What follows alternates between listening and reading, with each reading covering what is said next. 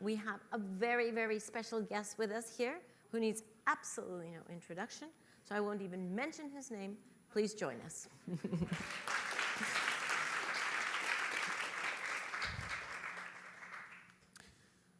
So Bill, that was a pretty interesting last statement that we just heard there. I would like to tempt you to go to the other side of that conversation for a moment, and then we will come back to the here and now. Because you're so well known, of course, for years in the health sector, but you've also turned your attention gratefully to energy and more recently to adaptation.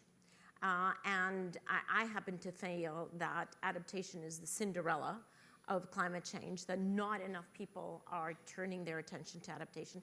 And because we have been so irresponsible on mitigation, adaptation is just becoming more and more of a challenge.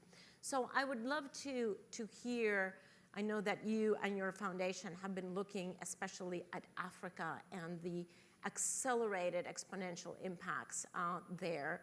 I'd love to hear your thoughts on how do we develop adaptation capacity and technologies that are adapting not to what we're seeing now, but to what we know is going to happen in the future? How do we anticipate a global crisis that is brewing in Africa because of agriculture, because of the lack of capacity of food systems, health, and economies there collapsing? How do we anticipate that? And above all, in anticipating, how do we prevent it? Yeah, so if we look at any field and its ability to get dollars and make sure those dollars get impact, we need to have a pretty rigorous understanding of which activities have which impact. And if you go back to the year 2000 in global health, we didn't have that. We didn't know what caused diarrhea, which are the pathogens, what caused pneumonia, why were kids dying in the first 30 days.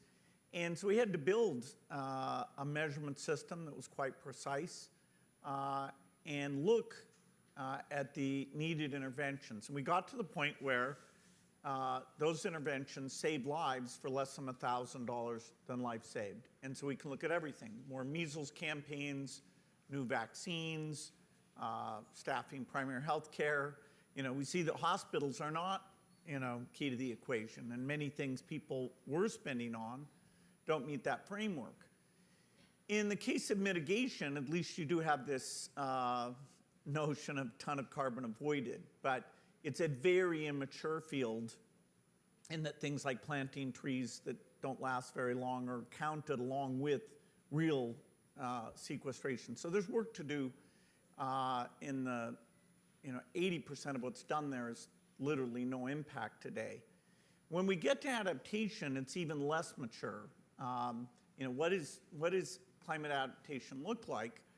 And so if you go, we had the president of Niger at an event this morning, and he was going through what's happened to their crop yields.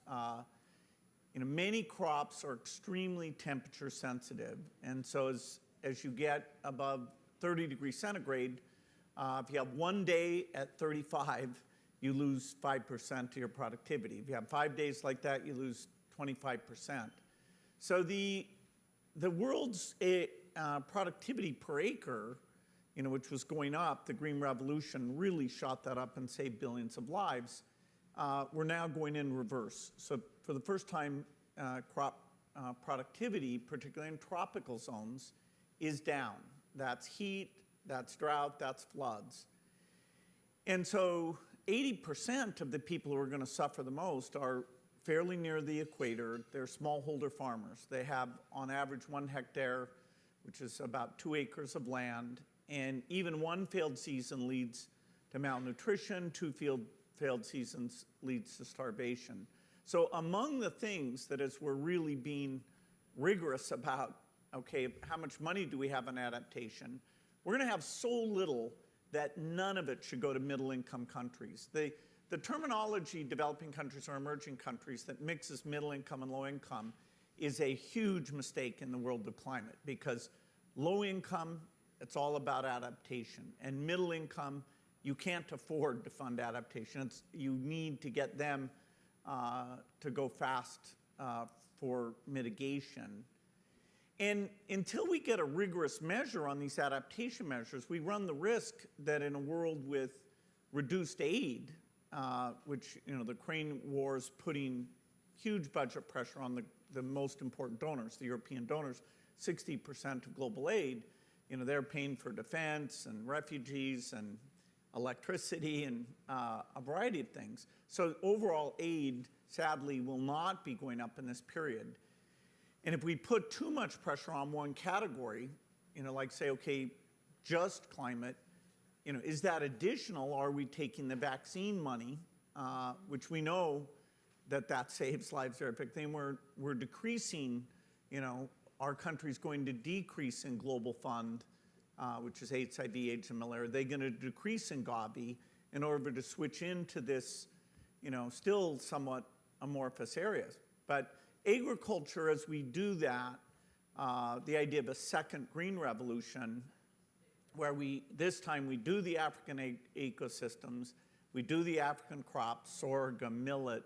They need work on the primary cereal crops, rice, wheat, and maize, but there's 6 other crops that you have to get 80% of the calories of subsistence farmers in Africa. You know, so it's early days in terms of who's really got numbers to map projects. And I'd say that if you take things like Green Climate Fund, you can see a factor of 1,000 difference between some projects mitigation related and some projects adaptation related. One of the things, and not the only thing we need for farming, is dramatically better seeds. And if you do that right, you get Africa to be a net exporter. Today it's very bizarre. Why are they a net importer? They have the cheapest land, cheapest labor.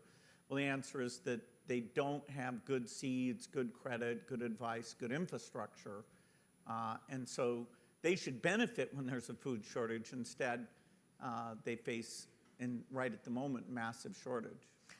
Talk to us a little bit about the tension of timing here, because the innovation cycles for new seeds, for new processes, for training and new practices on the field, that takes time. And so you are arguably looking at where we're going to be in, I don't know what your timing is, 2030, 2040, and yet the disasters that we're feeling are disasters that are here and now. So how do you bring those two things together? There's such a tension there between the immediate need, especially in the lowest income countries, the immediate need, but fully well knowing that that immediate need is only going to be exacerbated in the future. So how do you bring those two together? They cannot cancel each other out. Yeah, it's too bad you can't do things overnight in either mitigation or adaptation. You know, when I last went through Europe, the leaders were all saying, hey, give me technologies so I can tell Putin to get lost. And I said, hey, in 5 years, you're going to be able to call him up. And they were like, no, we'd like it now. It's the here and now. Like, okay, how's your planning permission regime and all the planning for that future grid? Seeds, typically between the time you start and they get out in the farmers' fields is about 8 years. Now we have a pipeline of innovations. We've been funding the CG system for 20 years now. It's funded at about $1 billion a year. If people care at all about adaptation, that thing will be funded at $2 billion a year. I mean, there won't be anything close to the impact of climate-related seeds, climate-related maize, rice, wheat, sorghum, millet. And thank goodness, because of human genetics, we know how to do the editing. Thank goodness, because of AI, we know how to find the alleles. Because of drones, we can measure stuff in the field. So there's huge advance in terms of how the whole seed ecosystem moves at full speed. The timing is very tricky here. The warming doesn't stop the day you get to zero emissions. There's a leg in this system. It's about a 20-year leg. So you haven't seen that Earth temperature is not equilibrated to the atmospheric CO2 content. So when you get to zero, it's not like 2051, take my air conditioner away. No, it starts quite a bit later. And so you have to look at what the peak is, and you can't just plan for, okay, 2030. 2030 is where your maize production in Central Africa is down 25%. By 2050, it's down 70%. And you will have switched in most of those areas from a fairly heat-sensitive crop to sorghum. Now, sorghum productivity is super low, so we'll get people to do better maize for these next 15 years, and then they are going to have to switch to sorghum.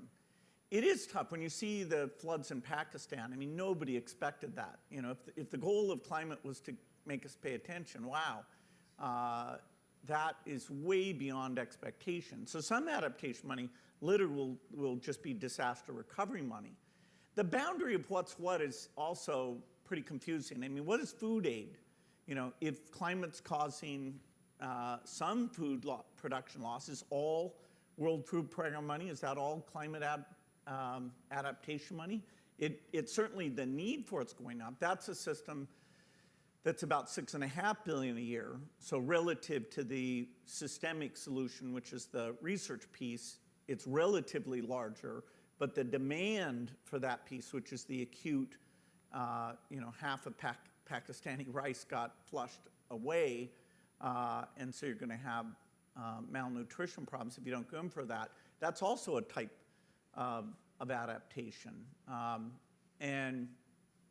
So I do think, we're going to bring some rigor to this, because the pressure now, the goal of doubling the adaptation money from, they say 20 billion a year to 40 billion a year, the pressure on that is which is still peanuts. No, it's very small. I mean, literally, yeah, if you start sticking food aid in there, you can use it up very quickly. Rebuilding after hurricanes. I mean, we had hurricanes before, but the costs there are absolutely gigantic. There are ways of stopping wildfires. There are ways of dealing with sea level rise. So the innovation agenda, not just on seeds, the innovation agenda is going full speed on mitigation. That's where, there's 100 companies, Breakthrough Energy's funded. There's by mitigation, you mean mostly energy. You mean everything to do with energy. You mean generation of energy. You mean batteries. You mean transport. You mean all of the new, and there's some renewables that are already traditional, but more that need to come on. So that's the package that you're talking about, mitigation? Yeah. Or are you also talking about agriculture as mitigation? Yeah, so every area of emissions, the world tends to focus on passenger cars and electricity. That's not a third of emissions. And so the focus on the easiest third, now 4% of new cars are electric, so that's the field that we're furthest along. About 4% of energy generation is wind and solar. And as you triple the size of your grid, and you want that to be, say, some people would say 100%, other people might say 70 to 80%, the amount you have to build, we're not within a factor of 5 of the build rate of those. But those are the easy sectors. Cement, clean cement costs over twice as much as the way we make cement today. And it's partly the heating energy, it's partly the basic thing. Remember in chemistry, when you take calcium carbonate and heat it, you get calcium. That's what makes cement. The thing that goes away, that's CO2. And so we have to have a way of making cement, which a number of these innovative... And steel and iron. Yep. There's a whole family of hard-to-abate sectors. That's true. If you get, of that industrial sector, if you get green hydrogen that's cheap enough, it actually solves quite a large number of those. Some of the industrial processes, you go straight to electricity, and some you do your reduction using the hydrogen, where you would have used some hydrocarbon concept before. For steel, we actually have companies doing both. We have Steel and others doing electricity as the way of replacing the blast furnace. And then we have others that take hydrogen. And if you get the hydrogen cheap enough, you get the super magic thing, which is that the green product doesn't cost more. That's called green premium equals 0. And then your adoption scale is utterly different. If we tried to subsidize steel and cement, say rich countries say, okay, we want to get rid of that, which those two are 15% of emissions, that's greater than all foreign aid budgets put together. It's over 200 billion foreign aid, never will pass that number. It's just not politically possible. It's a number that's at about 170 and going down today. When is the green premium going to be negative cost? Well, for high-end electric cars, we're there where some of the benefits are pretty strong. Getting down to somebody who parks their car on the street, and so the recharging is far more difficult. That low end, we're somewhere in the 10-year time frame, assuming quite a few improvements in batteries, and assuming we don't drive shortages in terms of lithium and cobalt. But there are really good, the price signal, particularly with this new US bill, the price signal to, hey, innovators, find cheap lithium, hey, innovators, find ways of making green hydrogen for $1 a kilogram, that thing really has been rubbed up. I remember when in 2015 we were together and the amount, green investing had been tiny and was going to 0 because there'd been just losses. And that's when we got the front end of the pipeline, what was called Mission Innovation. 30 countries and I committed to an overall program where Breakthrough Energy would fund crazy companies to take the ideas out of the labs, and the 30 countries would double their energy R&D to drive that pipeline. The progress since then, that's 6 years ago, has been absolutely amazing. Better than my highest Anything you could have imagined. Yes. No, once we got the IQ and price signals there, every area of emission, whether it's agriculture, industrial, transport, even planes, trains, and boats, passenger cars are the easy one. There are many approaches, direct air capture. Now, many of them will fail, so it's good that we have 4 or 5. Nuclear fission, we don't have 4 or 5 new things. But nuclear fusion, although that's probably got a longer time frame, we have a lot of companies working on that. And so the mitigation agenda, it is magic when you get the green premium equals 0. Subsidization in rich countries makes sense to give you the learning curve to get that price down.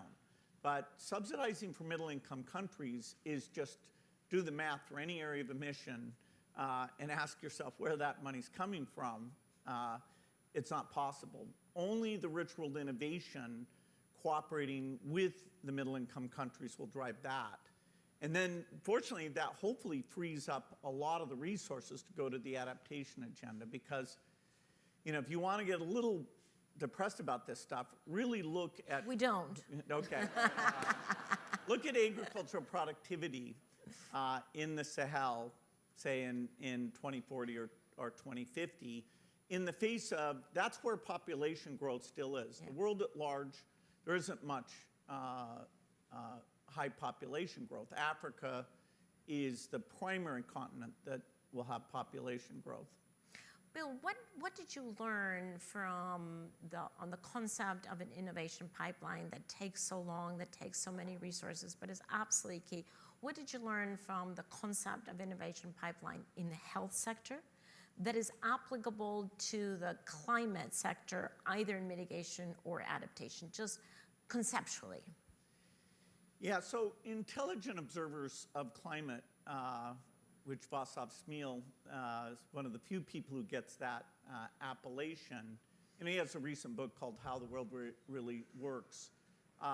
He likes to remind us digital people that we're naive as heck about how quickly things can change, because in climate, we have to change most of the physical infrastructure that took 100 years to build. the pipelines. Look on a map sometime at how many cement factories there are, steel factories. This is the entire industrial infrastructure. And so he says, look, this will be so beyond unprecedented. And my answer to him is, okay, that's what we have to do. Let's do it. Let's go do it. But it is, whenever you think it's going to be easy, looking at that kind of numeric scale out, that even once you get the invention, the adoption. From research to deployment. Yeah, well, deployment at what scale? I mean, deploying, China has this big cement industry, and is the US, given their relationships, even going to let you provide technologies? They just pass something that, would interfere with that unless there's some allowance, which it should be kind of a win-win thing. Making cement is not like some weapons-oriented dual-use type problem. So the scaling is tough.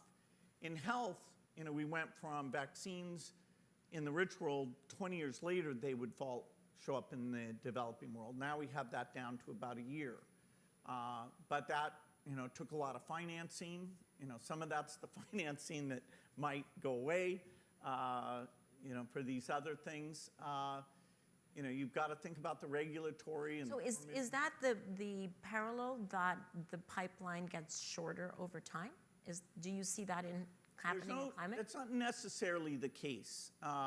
If you have a cement plant that's running fine today, you're being asked to basically zero out the value, the remaining capital there. You're being asked to make an abrupt shift. Unless the green premium was like wildly negative, you would still want to use the remaining lifetime of the steel plant and the cement plant. Just like, we're telling people to, right now we're starting up coal plants and then we're going to say, whoops, go turn those back off.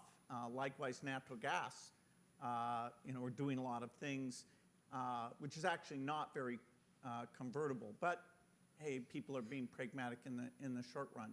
So it's not some natural thing, but the thing that's special about climate is that now people are paying attention to bad weather, and they're attributing it basically 100% to climate, which is not correct, but it's okay. There's some attribution there, and anyway, it's such a serious problem. The message it's okay to somewhat over-attribute these negative developments. Bill, thank you very much. We have Mike Bloomberg breathing down our necks here. Great. Thank you. Thank you.